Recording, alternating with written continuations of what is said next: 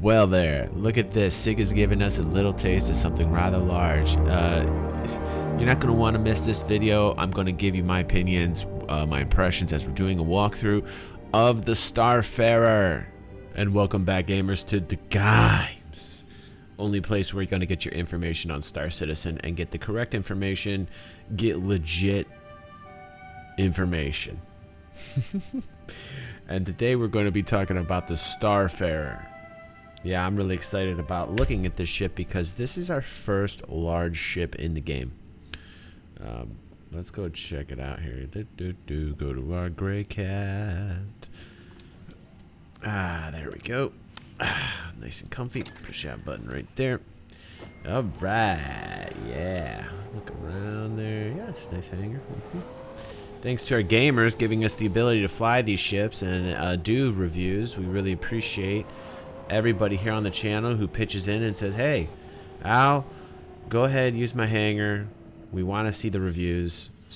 Like, I so appreciate it. You guys don't even understand how amazing you guys are. For me, it's very inspirational to see community pull together like this. Wow, that is a very large ship, and we're going to go through it top to bottom. We're going to talk about how to pirate it, the best way to pirate it. I'm going to tell you your entrance points and how to go about taking this ship whole, because that's the best way to make money on this ship when you're a pirate or a freelancer and looking for a big score. And this is definitely one hell of a big score if you're a trader or you're in this industry of fueling, which is a whole new industry. I'm very excited about it. Here's the filter in the front. Literally, we'll be collecting all of the fuel from solar gas giants, which I mean, that's amazing. You're actually farming the sun. No, it can't ever run out of resources. This has been discussed on Star Citizen. Will the sun slowly die, shrink up, and then nothing will be left? No, it'll always be there. Making fuel, quantum drive fuel specifically speaking, cheap perhaps, because the source of what is being farmed is always going to be there. However, the ships possibly being more expensive means that not a lot of pilots will be able to do this. So I would probably counteract it that way with the economy. Always talking about money and the economy in regards to Star Citizen. I think it's very important. This is the docking collar below here where you actually are able to go up through the ship. Again, I would probably focus on ships that are more geared towards fitting this docking collar to play it safe at this stage of the game. I would get a MISC Musashi hull ship that has these types of ports, particularly I believe the freelancer ships of this nature would be great to take a ship and disguise yourself as somebody who needs fuel or stock but wants to dock. Convince the captain to get in the ship and dock at this point of entry. Or there's also the back. These landing pads are phenomenal. I mean, look at this. Look at the scale here. Look at me stand next to this. You know, this is. This makes the game much more real to me. This makes the game much more real. They actually had to design a larger hangar to fit this ship, and it's a beauty. It's an absolute beauty of a ship. Let's see here. These are the tanks. You know, when watching a couple of the links I'll put below, but I did study up on this ship. Obviously, I'm not going to just make a video without taking the time to study what it is that I'm going to be telling you guys about, but also to add to the discussion and to the information that I have learned, which is my way. But these are holding much more than just fuel. You can take the fuel from suns and put them in here raw. Okay, so these tanks hold raw fuel. How many things can you fill up with a Starfarer? Oh, sounds like how many? It sounds like a nursery rhyme of some sorts, but you can fill up quite a few. I was reading that you could fill up to a dozen medium-sized ships with this setup here. When I was listening to the developers and the designers talking with Lando, I did notice that they had mentioned something about the refineries. I'm not quite sure if they were speaking of these or if they're not installed yet, but they were talking about how there is going to be two types of fuel. Once you suck the fuel from the sun, there's a raw fuel which you can sell or take to a refinery on planet and sell. And then there is a refined fuel, which is your quantum drive fuel, your jump drive fuel, I believe. And you are able to refine the fuel. It's going to take a lot longer doing it in ship. The systems, the plumbing is here, so that you can in fact refine the fuel into something of a higher grade, which I'd imagine obviously is going to cost more. This is the back entrance. They did say there was going to be a fueling arm right here. So yes, you will be able to fuel ships in space. I also was interesting to note that you can do it while moving, although I wouldn't suggest it. You know, like there could be physical damage being done back here. These tanks try to make the fuel as inert as possible, but they are still explosive. So that's another thing I was interested in looking at there. But there will be a fueling arm of some type, basically.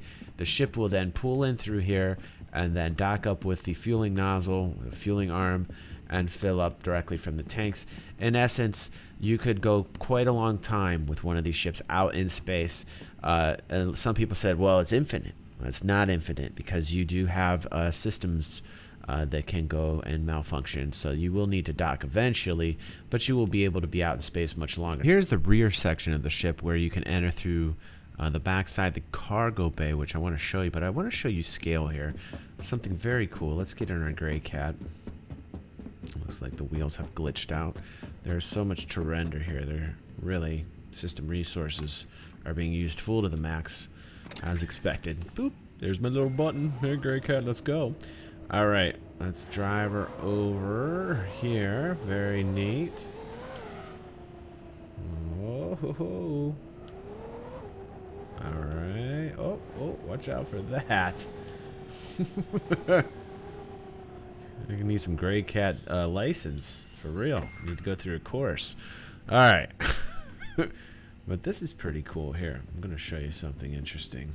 Let's get the third person and watch this. Wow, that is exciting. I don't know about you guys, but I love the rails. The rails are a great touch. Let's see here. Get inside the gray cat and show you guys, you know, that this is becoming much more of a game unlike no other. Let's see here. Boom. Drive right in the cargo bay. Oh, love the sounds. Got our echo now. And now we are inside our wonderful Starfarer. The Starfarer having over 3,000 units cargo capacity, slightly smaller, about by 1,000 units of a Hull Class B ship. A lot of people are saying, hey, can you put more than just fuel in these tanks? And the answer is yes. Water, which will be a resource. Other things, can you swap these out? Yes, you can also put standardized cargo containers on there, but why would you? You know, like personally, that doesn't make any sense. I mean, you can turn this into a cargo style ship. There is another version of the ship called a Gemini, which is a military type that has less cargo space. The military transport has reinforced bulkheads, which could then, you know, obviously stand up to more heat. But all throughout, you can see the serious nature of the ship as far as being a large fueling platform. You know, the plumbing in here, everything being directed towards these tanks. And we're going to go through here and show you, you know, each section, what it does and how it's intended to be used, which a lot of videos do not show you on YouTube. And that's why I like making these videos for you. And that's why I have so many viewers, you know, because they know when they come here, they're watching a Star Citizen video, they know they're going to be taught a few things. Now, as a pirate, yes, for those Yar-minded people, this is another point of entry. Let us show you both points of entry. And, you know, I can imagine having amazing battles within this ship. Docking onto this ship with a pirate crew, freelancer crew, privateer crew, and basically taking the ship entirety as hostage. Most people would probably jettison in the space pods, which there are numerous space pods in this ship, escape pods, and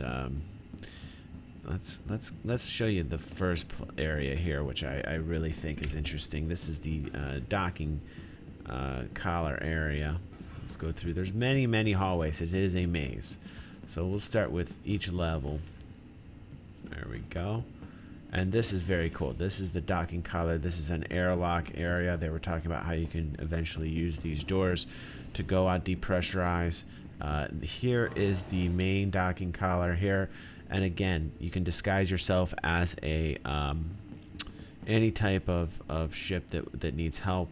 You need to board it. You want to buy directly on in the ship. The pirate falls for the ploy. You guys board, and then boom, you go in here and take complete control using this room as your station area, your setup.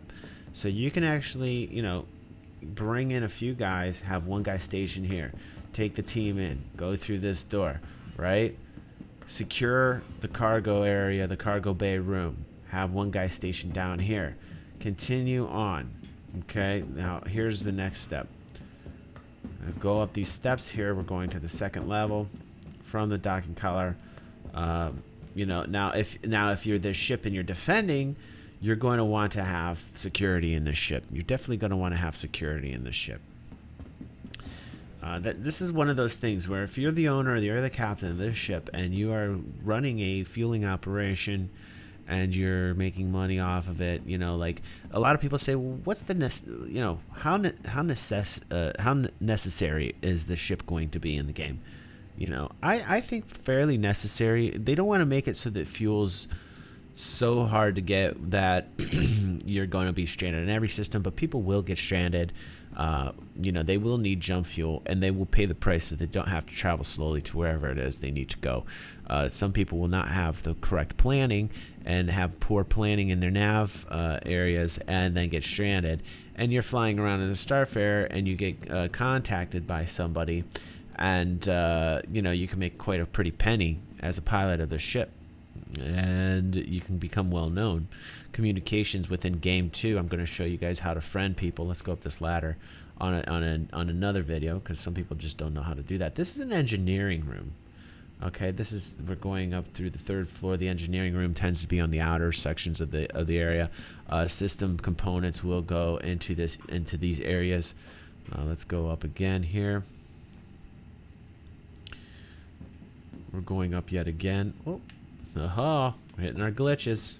Let's see here. All right.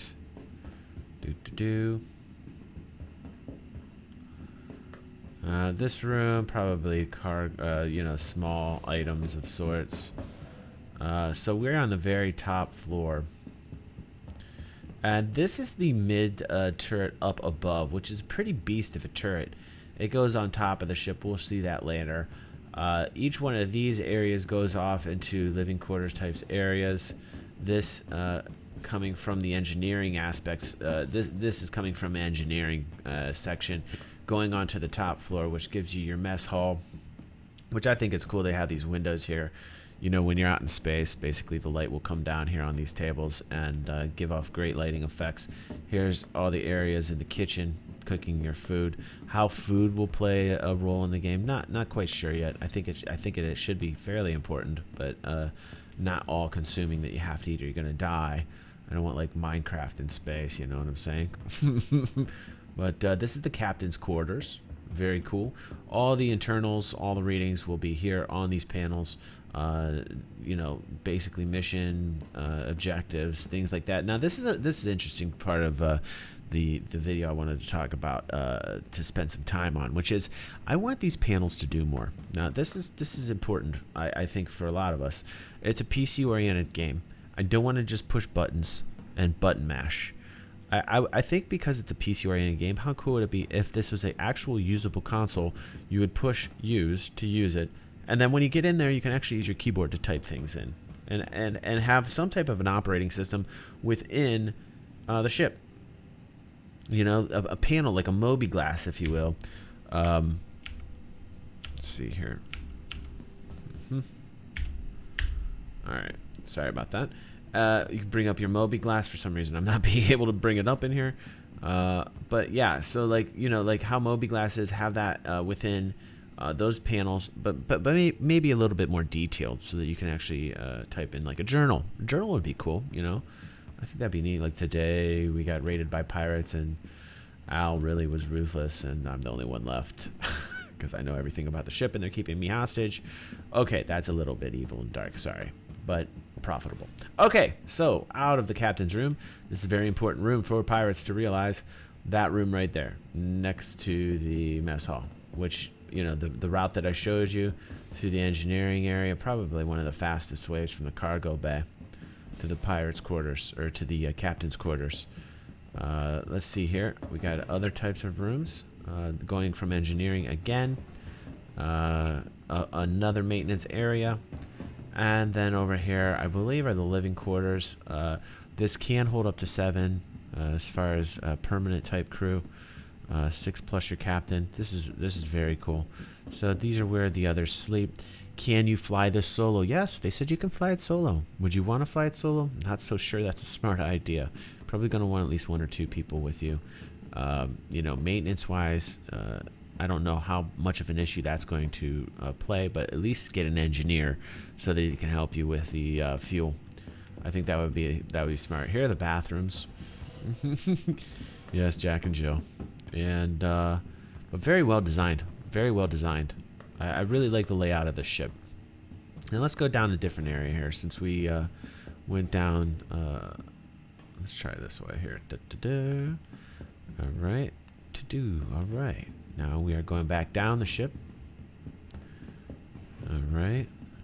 And more engineering type area. I want to get towards the middle of the ship. Let's see here.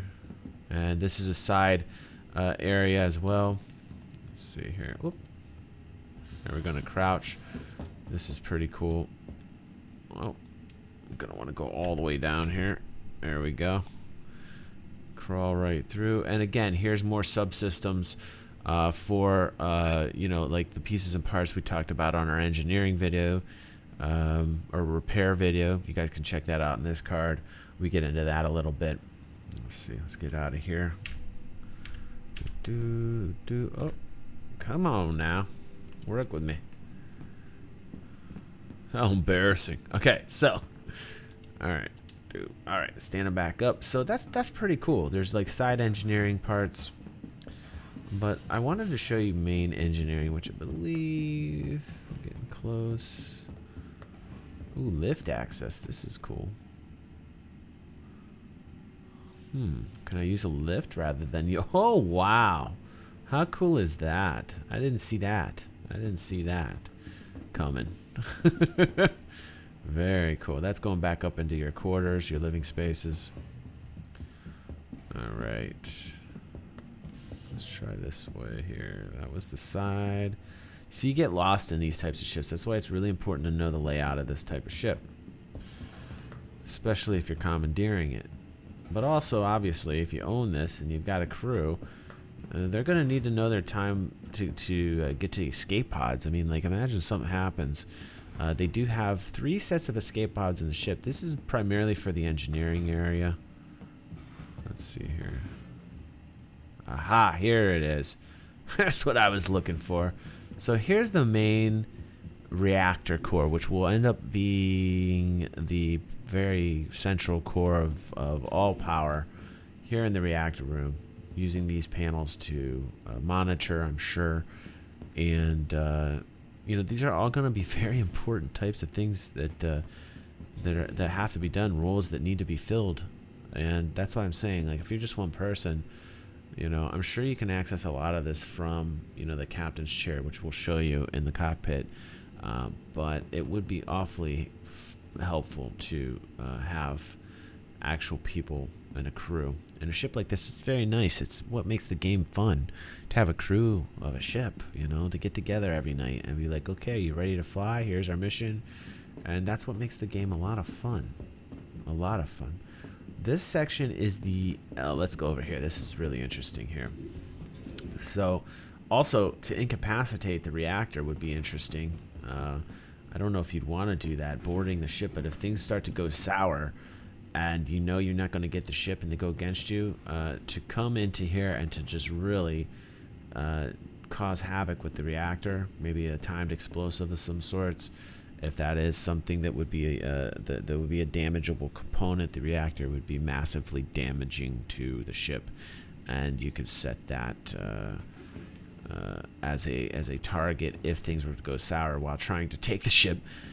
This also a very important room. This is the back end of the front end of the phase drive on the midsection of the ship where we were just under the scaffolding. This is the engine section. Also, I believe this does some type of refining, as I had read that this may be a refinery area as well. So pretty interesting stuff. Again, links down below. You know, lots of Q&A on this ship because it's so big. But I'm giving you the most relevant information. Now, this is the back top side starboard. Basically, the section. See, now you can look out these windows, which is great. Like, totally amazing. There's your tanks down there. And if you look over that particular area, you'll see the turrets. We're heading towards a turret right now. These are very similar to the turrets we saw in the Retaliator. They're not usable as of yet. But you go in here, you flip, and you flip upside down. And it takes... So there's two turrets on the back end. One big turret on the top that we saw towards the captain's quarter. I don't know if that's enough. Personally, there's, I believe, 4 size 4 guns up front that we saw at the very beginning of the video. So, I mean, the guns are there. Placement's okay. The underbelly, very exposed. I think this tends to be one of the things with a lot of MISC ships, that it seems as if the underbellies are all very exposed. So if you want to take advantage of taking a MISC ship, go for the belly. Let's see. More engineering, blah, blah, blah. All right, let's go through here. Okay, we're hitting, it looks like to be an airlock type area. All right, so that's the main engineering section of the room. Hello, we got some lighting issues. Lighting issues. We'll use this one. Fine.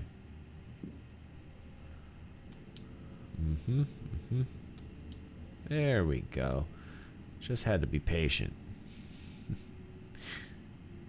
Alright, so now we are back on the scaffolding section, which they said is going to have artificial gravity. So this area here for the unloading, when you land, for the tanks to be unloaded, each of these tanks having their own panel, possibly to help with the detachment of it. There was testing being done where they had take ships and they were firing on the ship. How durable is this ship? You know, I think it's got some durability to it. Obviously, you don't want this to be a flying keg. But, you know, you have to take into account that you know, it is in a way. So, you know, there's a 50-50 kind of thing going on here. Damned if you do, kind of damned if you don't. You know, you just got to be careful. You got to have security. You're going to have really good gunners. There's your gunner. You can see your turrets on the back end over there. But security would be huge on the ship. I mean, like, if you're flying the ship, you know, that's one of the things. You spending a lot of money on a ship like this, okay?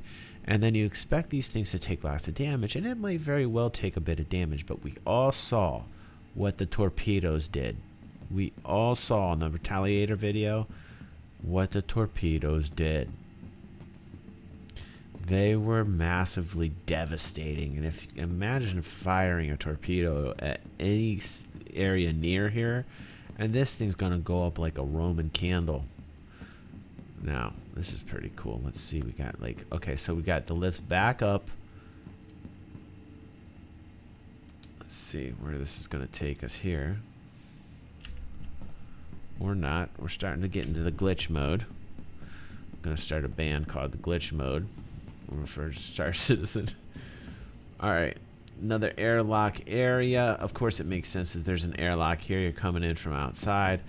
Here's your airlock. You're able to look down into the cargo bay area. Again, another great point of entry. another great point of entry for being a pirate. You know, right here. You are able to come down into here and then just go straight through the back door. There's 3 points of entry really with this. I'd imagine this would be one of your easier access points and a little bit more sneaky in a way. Let's see here. Very cool. And then you're able to look down into the area. There's our gray cat that we had parked. So, you know, pretty darn cool. Pretty darn cool what they're doing here. Let's see. Let's go back up there real quick because I want to show you guys the cockpit area. Let's see. How do we get to that? I think that through this door over here. You can walk around the whole area if you want to. You know, and I think this is designed very well. For as large as this ship is, it sure does get confusing. This, they said, is going to be some type of an inventory system. I would like if there would be like a trading panel here as well, but to keep track of inventory. And then through here's the escape pods to the bridge area, and there's 6 in here. And then this is like one of my favorite areas here, the cockpit. The bridge, and what an amazing bridge. Now these 2 panels over here, these systems are going to deal with okay, a little glitchy. There we go. These 2 panels right here are going to deal with the fueling process, and by that we're talking about taking the fuel from suns and refining the fuel, as well as fueling ships as they dock against the arm in the aft portion of the ship. Here is the co-pilot seat. Here is the pilot seat. And here is the captain's seat. Now that is phenomenal. You know, the captain's seat. Very large, very roomy, very well designed, very well done. Bravo to the designers of this ship. Bravo to the designers of the ship. I would just tell you, if you're considering this ship and considering to get into this, you have to ask yourself 2 questions. 1, is it going to be profitable? You have to wait to see what the market will bear as far as price for the fuel, both raw and refined. You know, I think the refined obviously is going to, I mean, I know the refined is going to be more. You never know with any market, especially when controlled by AI.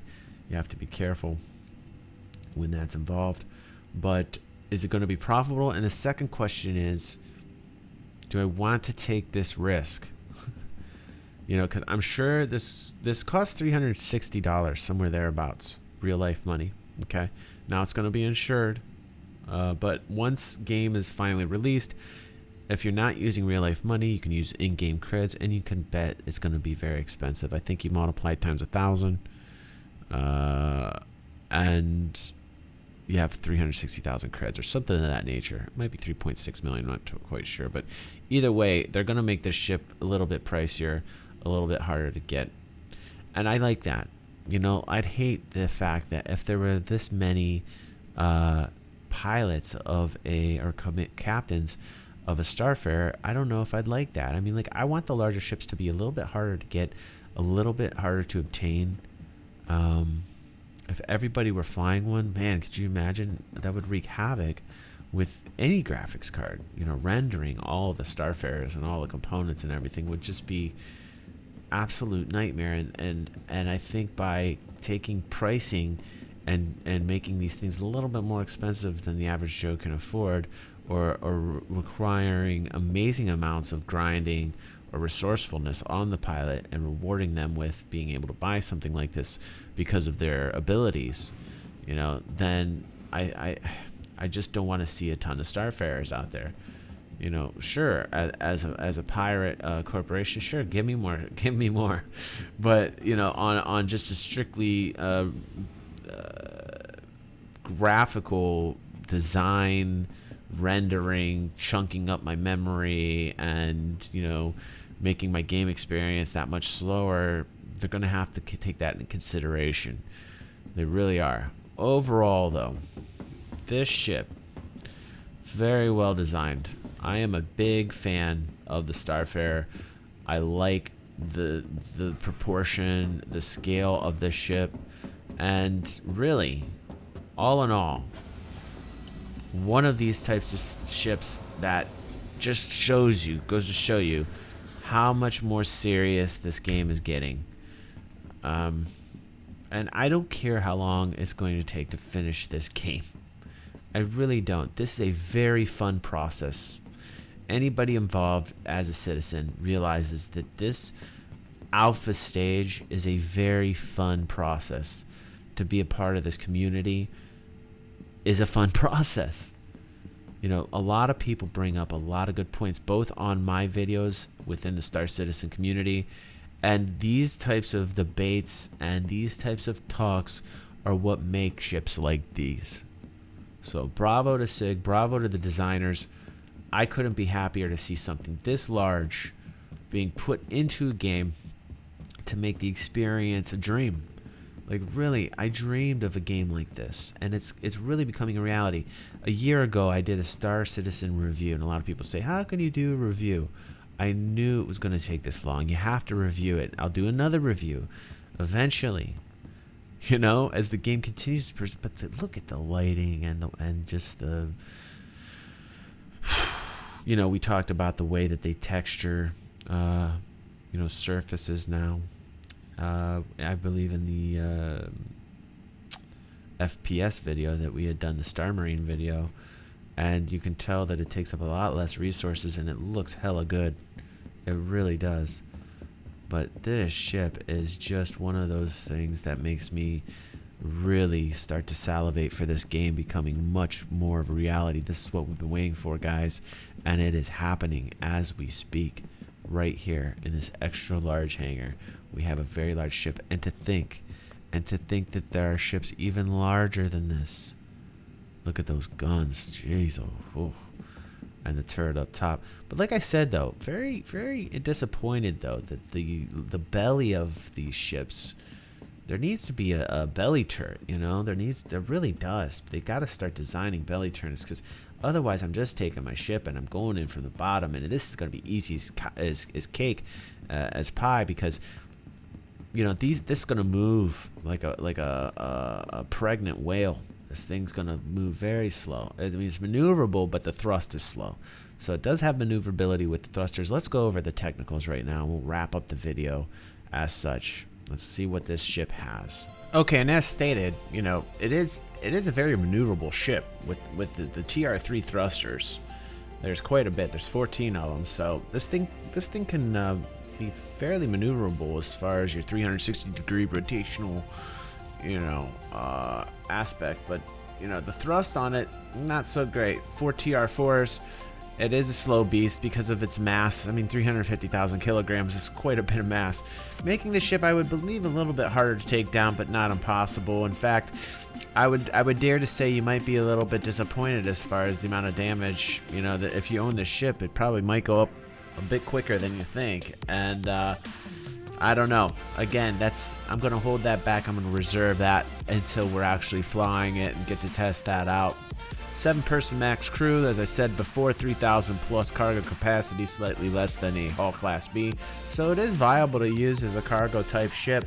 You can swap out the containers and back, although I wouldn't.